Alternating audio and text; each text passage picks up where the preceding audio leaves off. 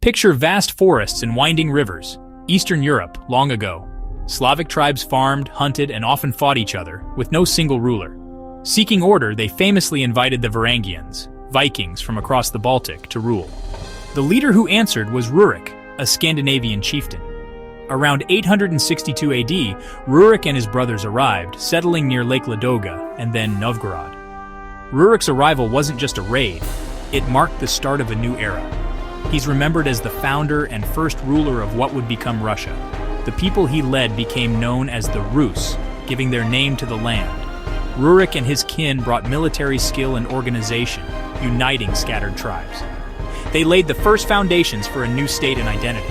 This was the birth of a nation. Russia's story had begun. The wild, divided land was now on a path to unity. Rurik's legacy would echo for centuries. The Rus would soon become a force in Eastern Europe. The stage was set for the rise of a powerful new state. Rurik's successors carried his vision forward, especially Oleg. Oleg captured Kiev around 882 AD, declaring it the mother of Rus' cities. Kiev's location on the Dnieper River made it a vital trade hub between Scandinavia and Byzantium. Goods and wealth flowed through the city, making it a center of commerce and power. Kievan Ruses emerged as a federation of principalities, each ruled by Rurik's descendants. The Grand Prince of Kiev held the most prestige, but cities like Novgorod also mattered. This loose structure allowed for expansion, but also sowed seeds of future division. Life in Kievan Rus was vibrant, with a distinct culture blossoming. They developed their own laws, the Ruskaya Pravda, a code of justice. The Rus traded and sometimes fought with Byzantium and nomadic neighbors. Art, crafts, and oral traditions flourished. Kievan Rus forged a unique identity. It became a major power in Eastern Europe. The state's influence spread far and wide. Kievan Rus was a beacon of its time. Its legacy would shape the region for centuries. Before the late 900s, the Rus worshipped pagan gods like Perun and Veles. Their beliefs shaped daily life, but a new era was coming. Prince Vladimir the Great, ruling Kiev from 980 to 1015, sought a faith to unify his realm. He sent envoys to study Islam, Judaism, and Western Christianity. The envoys were most impressed by the splendor of Eastern Orthodox Christianity in Constantinople. Political ties with Byzantium also influenced Vladimir's decision. In 988 AD, Vladimir chose Eastern Orthodoxy, was baptized, and ordered the mass baptism of Kiev. This was a turning point. Christianity transformed Rus' society. Churches and monasteries appeared, and Byzantine art and architecture flourished. The Cyrillic alphabet spread, bringing literacy and a written culture. Religious texts were translated, connecting Rus' to the wider Christian world. The adoption of Christianity gave Rus' a new spiritual foundation. It linked the state to Byzantium's rich heritage. The Rus' now shared in the culture and prestige of the Christian world. Vladimir's choice shaped Russian identity for centuries. The transformation was profound and lasting. Rus' was now part of a greater civilization. A new chapter had begun. By the 1200s, Kievan Rus' was fracturing. Rival princes fought for power, weakening the state. This disunity left Rus' vulnerable to outside threats. From the east, the Mongols, led by Genghis Khan's descendants, swept in. In the 1230s, Batu Khan's Golden Horde invaded. The Mongol onslaught was devastating. Cities like Ryazan, Vladimir, and Kiev fell. Kiev was sacked in 1240, its destruction marking the end of an era. The Mongol yoke began. Rus' princes became vassals, paying heavy tribute. Mongol rule isolated Rus from Western Europe and the Renaissance.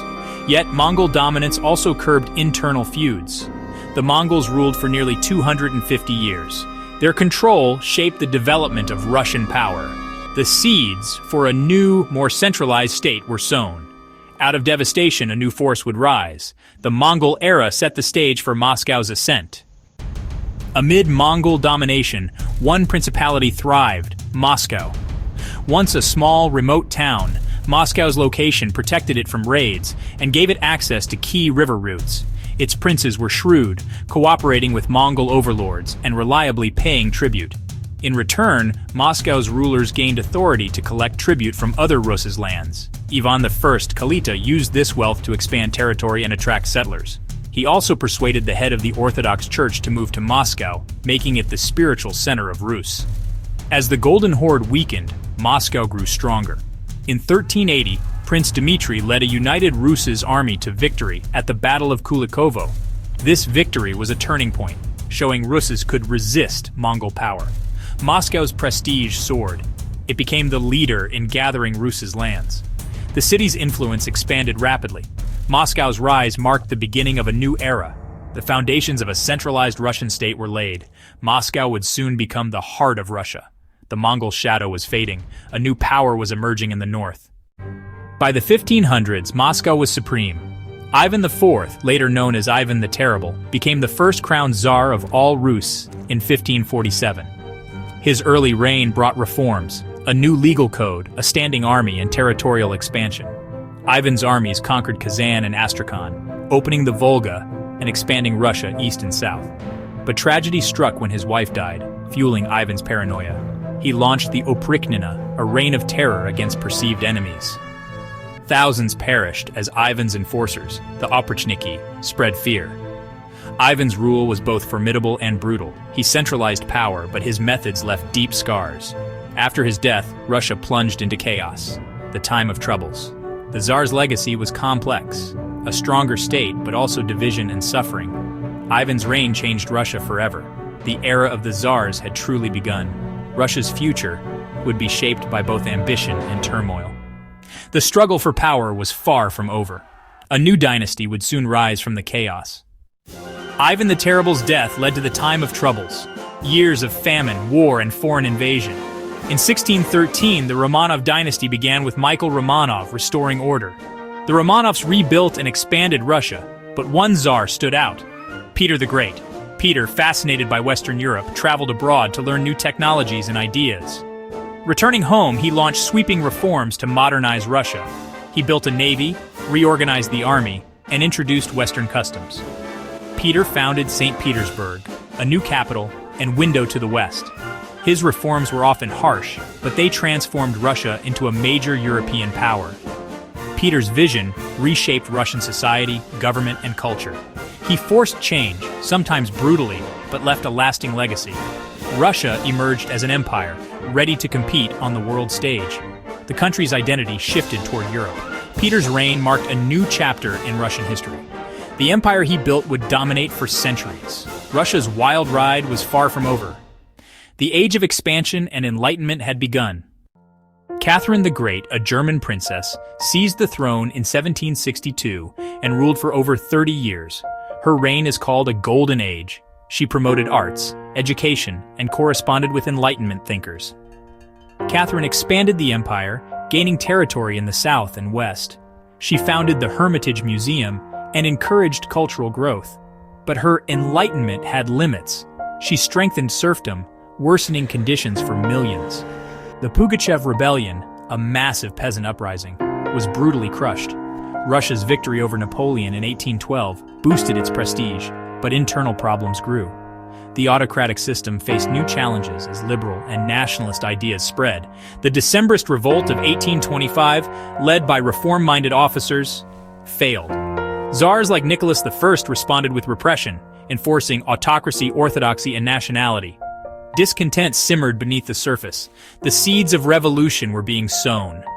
Russia was a vast empire, but cracks were appearing. The gap between rulers and people widened. Change was coming, whether the Tsars wanted it or not. The old order was under threat. The stage was set for upheaval. The 19th century brought immense challenges. Serfdom was abolished in 1861, but peasants remained poor and burdened. Industrialization was slow. Cities grew, but workers faced harsh conditions. Calls for reform and revolutionary ideas spread. Tsar Nicholas II, ascending in 1894, clung to autocracy and resisted change. Russia's defeat in the Russo-Japanese War and the 1905 revolution exposed the regime's weakness. Bloody Sunday shocked the nation, forcing Nicholas to grant a parliament, the Duma, with limited power. World War I proved disastrous, huge casualties, economic collapse, and food shortages. By early 1917, public discontent exploded. Strikes and protests paralyzed. Petrograd soldiers joined the uprising. Tsar Nicholas II abdicated, ending 3 centuries of Romanov rule. A provisional government took power but struggled to control the country. Radical groups, especially the Bolsheviks led by Lenin, gained support. In October 1917, the Bolsheviks seized power. The Tsarist era was over. Russia plunged into revolution and civil war. The old world had ended. A new, tumultuous chapter began. The wild ride of Russian history entered a new phase. The fate of Russia and the world would never be the same. The revolution had changed everything.